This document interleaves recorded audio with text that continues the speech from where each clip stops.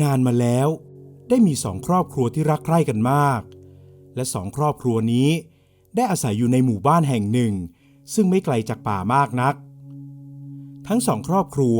มีหัวหน้าครอบครัวที่เป็นเพื่อนรักกันและเป็นเด็กกำพร้าด้วยกันทั้งคู่เลยทำให้ทั้งสองรักกันเหมือนพี่น้องคลานตามกันมาคนหนึ่งมีชื่อว่าเวกส่วนอีกคนมีชื่อว่าไม้เมื่อทั้งสองเติบโตเป็นหนุ่มก็ได้ออกท่องเที่ยวไปเรื่อยๆจนมาปักหลักปักฐานอยู่ในหมู่บ้านแห่งนี้และได้แต่งงานกับสาวชาวบ้านที่นี่ทั้งสองเลยอาศัยอยู่กับเมียและช่วยกันทำมาหากินอยู่ที่หมู่บ้านแห่งนี้ตลอดมาจนกระทั่งทั้งสองมีอายุเข้าสู่วัยกลางคนและมีสมาชิกในบ้านเพิ่มขึ้นมานั่นก็คือลูกๆเวกนั้นมีลูกชายคนเดียวชื่อว่าพฤกษ์ส่วนไม้มีลูกสาว2 คนชื่อวารีและศรีไพรเวกและไม้ได้ตกลงกันว่าจะให้พฤกษ์และวารีเป็นคู่หมายกันเมื่อทั้งคู่อายุครบ18 ปีก็จะให้แต่งงานกันแต่วารีนั้นตั้งแต่เด็กจนโตเป็นสาวเธอไม่เคยคิดจะสุงสิงกับพฤกษ์เลยและเธอก็มีนิสัยที่แตกต่างจากศรีไพรมากสาเหตุเนื่องจากไม้นั้นได้ภรรยาที่ค่อนข้างมีฐานะแต่เวกกลับมีภรรยาที่ยากจนทั้งเวกและไม้ไม่ได้สนใจในเรื่องของฐานะว่าจะร่ำรวยหรือยากจนและทั้งสองคนก็ยังรักใคร่ช่วยเหลือกันดีแม้จะอายุมากขึ้นแล้วก็ตามส่วนภรรยาของทั้งสองคนก็เป็นคนดีและเป็นเพื่อนกันมาตั้งแต่เด็กแล้วดังนั้นทั้งสองครอบครัวจึงรักใคร่กันแต่มาติดตรงที่วารีลูกสาวคนโตของไม้เท่านั้นเองเพราะตั้งแต่เล็กจนโตเธอจะทำตัวอยู่เหนือพฤกษ์และน้องสาวมาตลอดเพราะคิดว่าพ่อกับแม่รักเธอมากและเธอนั้นมีพ่อแม่ที่มีอันจะกินพฤกษ์นั้นไม่ได้สนใจวารีมากนักแต่เขากลับให้ความสนิทสนมกับศรีไพรน้องสาวของวารีที่มีอายุน้อยกว่าเขาถึง3 ปีศรีไพรนั้นรักและนับถือพฤกษ์เป็นเสมือนพี่ชายคอยติดสอยห้อยตามไปทุกที่ตั้งแต่ยังเล็กๆแล้วในสมัยที่ยังเป็นเด็กอยู่นั้นเธอก็ชอบไปคลุกอยู่กับพฤกษ์คอยถามโน่นถามนี่กวนใจพฤกษ์อยู่บ่อยๆและพฤกษ์เองก็ไม่ได้รังเกียจอะไรกลับดูแลเธอเหมือนเธอเป็นน้องสาวคนหนึ่งจนกระทั่งพฤกษ์และวารีอายุครบ18 ปีเวกและไม้ก็ได้คุยกันถึงเรื่องการแต่งงานของลูกชายและลูกสาวทั้งคู่ช่วยกันจัดเตรียมงานแต่งให้ลูกๆแต่เมื่อใกล้ถึงวันแต่งงานวารีกลับบอกปฏิเสธเธอให้เหตุผลว่าได้รู้จักชอบพอกับหนุ่มต่างหมู่บ้านและหนุ่มคนนั้นก็มีฐานะดีเสียด้วยเมื่อไม้ได้ยินลูกสาวพูดออกมาแบบนั้นเขาก็รู้สึกเสียใจแต่พฤกษ์บอกว่าไม่เป็นไรตนไม่แต่งงานแล้วก็ได้ขอให้วารีได้เลือกในสิ่งที่ใจเธอต้องการที่สุดเมื่อพูดคุยตกลงกันเรียบร้อยแล้วงานแต่งงานก็ได้ถูกยกเลิกและวารีก็ได้แต่งงานกับหนุ่มต่างหมู่บ้านจนย้ายออกไปอยู่กับสามีของเธอเมื่อศรีไพรรู้ว่างานแต่งได้ถูกยกเลิกเธอก็ไม่สบายใจนักเพราะกลัวว่าพฤกษ์จะเสียใจเธอพยายามไปดูแลเขาเท่าที่จะทำได้จนถูกผู้เป็นแม่ห้ามปรามว่าไม่ใช่เด็กๆแล้วอย่าไปคลุกคลีกับพฤกษ์มากนักเดี๋ยวจะถูกชาวบ้านนินทาได้ศรีไพรนั้นรู้สึกเสียใจที่ไม่สามารถไปดูแลพฤกษ์เพราะตั้งแต่เล็กจนเริ่มโตเป็นสาวเธอก็มีแต่พฤกษ์ที่คอยเป็นเพื่อนเล่นและดูแลเธอมาตลอดเมื่อไม้ได้เห็นอาการของลูกสาวคนเล็กก็ฉุกใจคิดขึ้นมาได้ว่าเขายังคงมีลูกสาวอีกคนหนึ่งที่จะเกี่ยวดองเป็นครอบครัวเดียวกันกับเวกได้ไม้เลยได้คุยกับเวกเรื่องให้พฤกษ์แต่งงานกับศรีไพรแต่ด้วยศรีไพรเพิ่งจะอายุแค่15 ปีจึงต้องรอให้เธออายุครบ18 ปีเสียก่อนเมื่อพฤกษ์รู้ข่าวว่าเขาจะต้องแต่งงานกับศรีไพรในใจของเขานั้นก็รู้สึกยินดีมากกว่าตอนที่รู้ว่าจะต้องแต่งงานกับวารีเสียอีกเพราะเขานั้นสนิทสนมกับศรีไพรมากกว่าวารีอยู่แล้วและศรีไพรเองก็ติดเขาแจการที่จะเปลี่ยนความสัมพันธ์จากพี่ชายและน้องสาวมาเป็นคู่ชีวิตกันนั้นก็คงจะไม่ยากอะไร และในช่วงที่รอให้ศรีไพรอายุครบ18ปีนั้นพฤกษ์ได้ขออนุญาตพ่อและแม่เดินทางเข้าป่ากว้างเพื่อไปหาความรู้ใส่ตัวและผจญภัยท่องเที่ยวเสียก่อนถึงจะกลับออกมาแต่งงานกับศรีไพรเมื่อถึงเวลา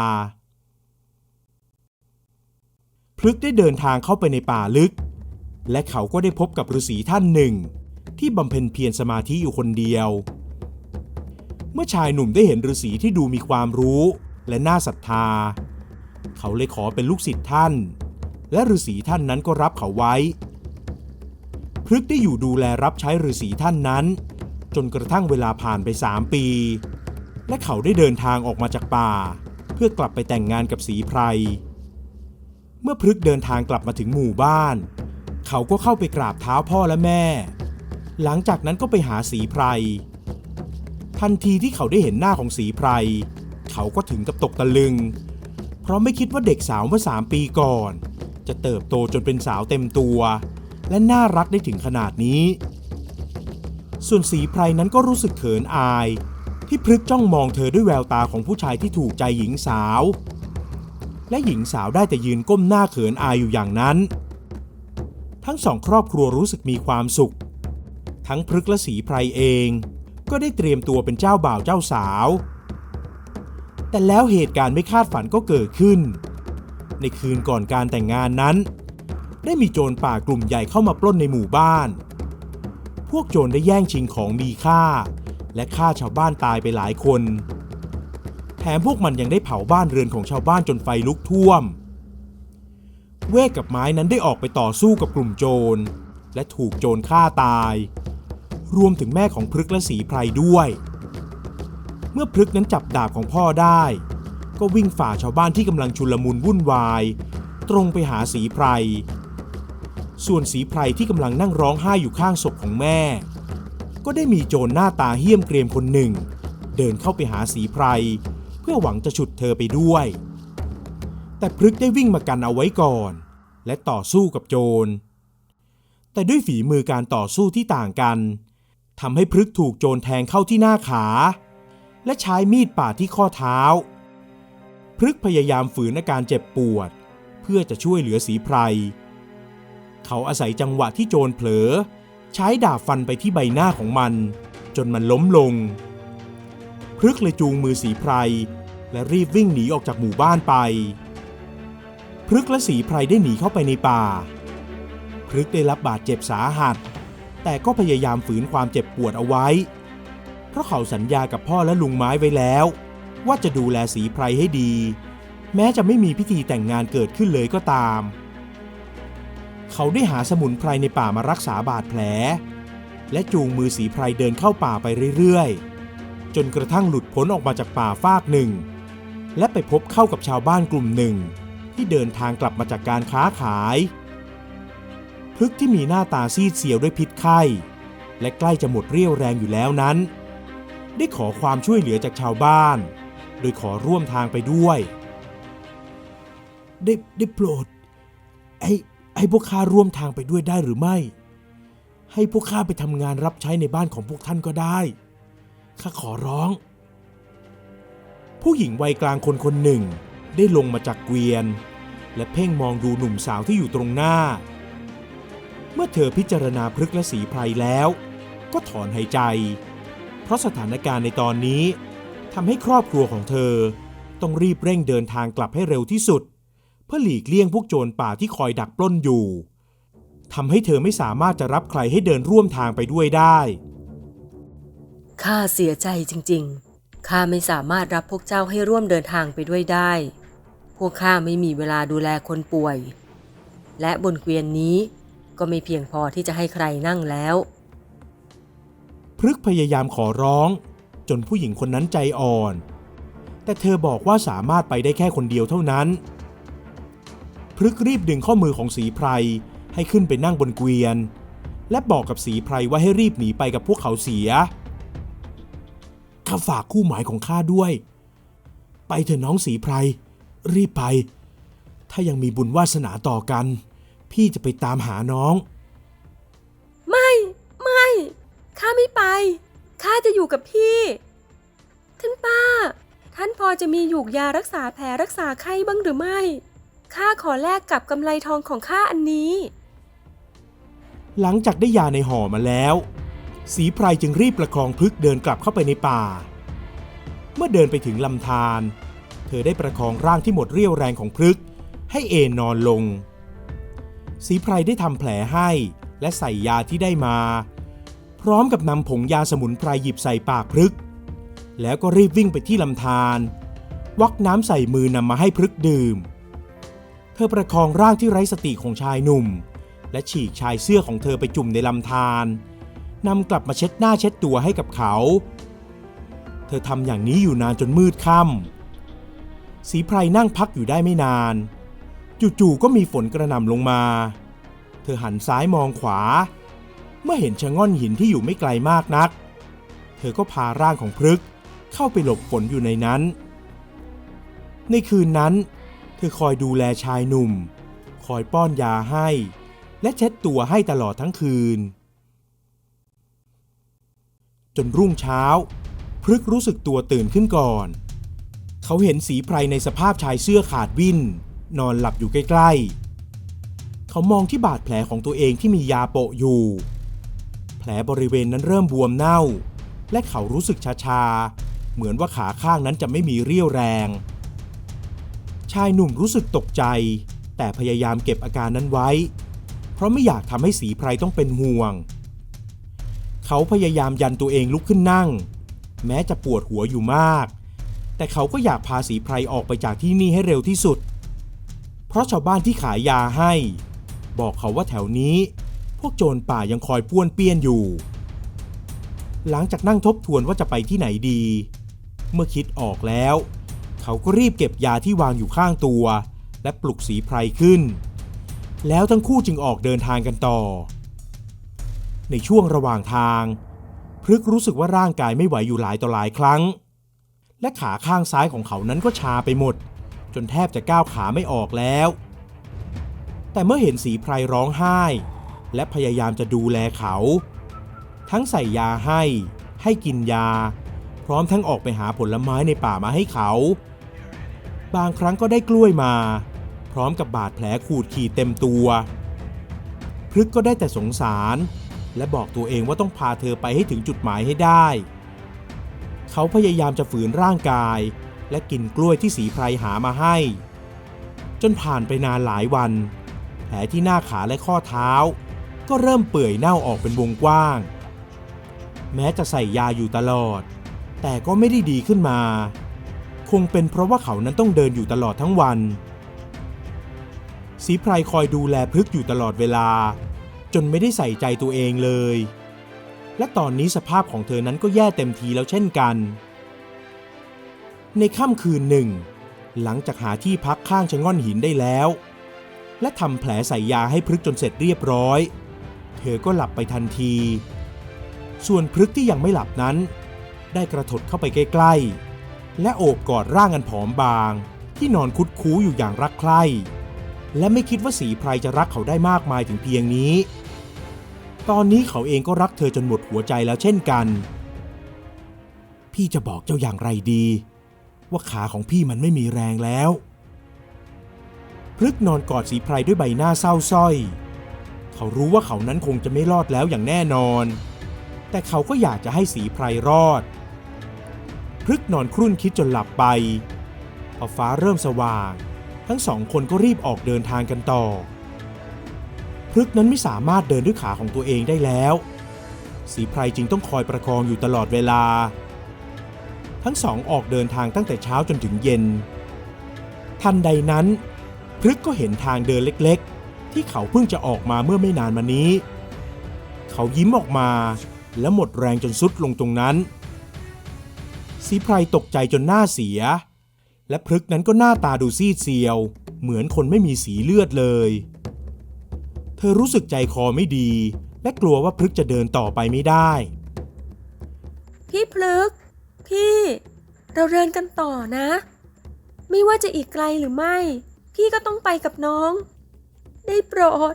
เราต้องไปด้วยกันนะพี่น้องไปต่อเองได้หรือไม่ไปเถอะทิ้งพี่ไว้ตรงนี้ แล้วน้องจะรอดฤาษีท่านอยู่ไม่ไกลจากที่นี่ท่านช่วยเจ้าได้ท่านรู้จักหมู่บ้านทางฝั่งภูเขาด้านโน้นท่านจะต้องช่วยน้องได้แน่นอนไม่น้องไม่ไปเราต้องไปด้วยกันถ้าตายก็ต้องตายด้วยกันศรีไพรร้องไห้อย่างน่าเวทนาและทำให้พฤกษ์รวบรวมกำลังฝืนตัวเองลุกขึ้นยืนอีกครั้งแต่เมื่อศรีไพรประคองเขาเดินออกไปได้ไม่กี่ก้าวทั้งสองกลับต้องหยุดชะงักเพราะตรงหน้าพวกเขานั้นแค่ระยะห่างไปประมาณ 2-3 ก้าวได้มีงูเห่าตัวใหญ่กำลังแผ่แม่เบี้ยขวางทางอยู่และไม่ทันที่พฤกษ์กับศรีไพรจะคิดหาทางหนีงูเห่าตัวนั้นก็เลื้อยพุ่งเข้ามาพร้อมจะฉกที่ขาของพฤกษ์พอศรีไพรเห็นแบบนั้นเธอจึงรีบดึงตัวพฤกษ์ให้ถอยห่างและเอาขาของเธอบังขาของพฤกษ์ไว้ทำให้งูเห่าตัวนั้นกัดโดนที่ขาของเธอโอ๊ยน้องศรีไพรน้องศรีไพรพฤกษ์ร้องเรียกด้วยความตกใจพร้อมกับซุดตัวลงนั่งและจับงูเห่าตัวนั้นเพื่อจะเหวี่ยงออกแต่งูเห่าได้กัดเข้าที่ข้อมือของเขาก่อนที่มันจะถูกเคลื่องไปไกลศรีไพรนั้นรู้สึกเจ็บปวดที่แผลงูกัดและพฤกษ์ก็ได้ลากตัวเธอเข้ามากอดพี่ขอโทษที่ดูแลน้องไม่ได้พี่ขอโทษจริงๆนะหลังจากนั้นไม่นานทั้งพฤกษ์และศรีไพรก็หลับไปพร้อมๆกันจนเช้าของอีกวันทั้งสองก็ได้ตื่นขึ้นมาอีกครั้งเมื่อพฤกษ์นั้นปรับสายตาให้รับกับแสงสว่างได้แล้วเขานอนทบทวนสิ่งที่เกิดขึ้นและจำได้ว่าเขาและศรีไพรนั้นถูกงูกัดจนเหมือนจะง่วงแล้วหลับไปเขากับศรีไพรน่าจะตายไปแล้วไม่น่าจะตื่นหรือฟื้นขึ้นมาได้เลยชายหนุ่มมองไปที่แขนของตัวเองตรงบริเวณที่ถูกงูกัดเขาเห็นว่ามีสมุนไพรปิดแผลเอาไว้และที่ขาของศรีไพรก็มียาชนิดเดียวกันปิดบาดแผลเอาไว้อยู่ตื่นแล้วหรือเจ้าพลึกไม่เป็นไรแล้วล่ะถ้าพอมีแรงก็ลุกขึ้นแล้วตามข้าเข้าไปนะฤาษีท่านนั้นได้เดินออกไปพฤกษ์ก็ได้ปลุกหญิงสาวเมื่อศรีไพรนั้นรู้สึกตัวตื่นเธอก็แปลกใจที่พบว่าทั้งเธอและพลึกษ์ยังไม่ตายพี่เรายังไม่ตายใช่เรายังไม่ตายท่านฤาษีได้ช่วยเราเอาไว้รีบไปกันเถอะทั้งสองต่างก็ช่วยกันประคองร่างของกันและกันและเดินไปจนถึงที่พักของฤาษีรูปนั้นได้รักษาอาการบาดเจ็บของพฤกษ์จนหายดีแต่เขาก็ต้องพิการไปตลอดชีวิตเพราะขาที่ถูกโจรแทงเข้าแม้จะรักษาแผลจนหายดีแล้วแต่ขากลับรีบเล็กลงและต้องเดินอย่างกระโผกกระเพลกพฤกษ์รู้สึกเสียใจแต่ก็ดีใจที่รอดชีวิตมาได้และดั้นด้นมาจนถึงที่นี่หลังจากหายดีแล้ว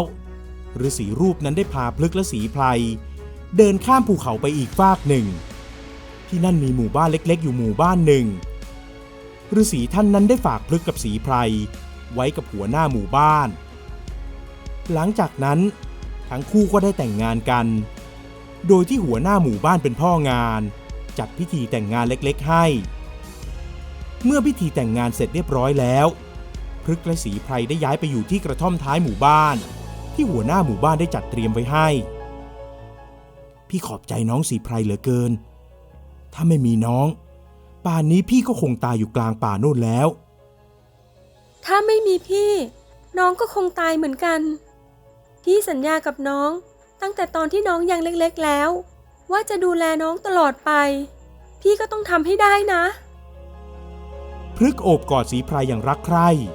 และทั้งสองก็ครองรักด้วยกันอย่างมีความสุขที่หมู่บ้านเล็กๆแห่งนั้นเรื่อยมา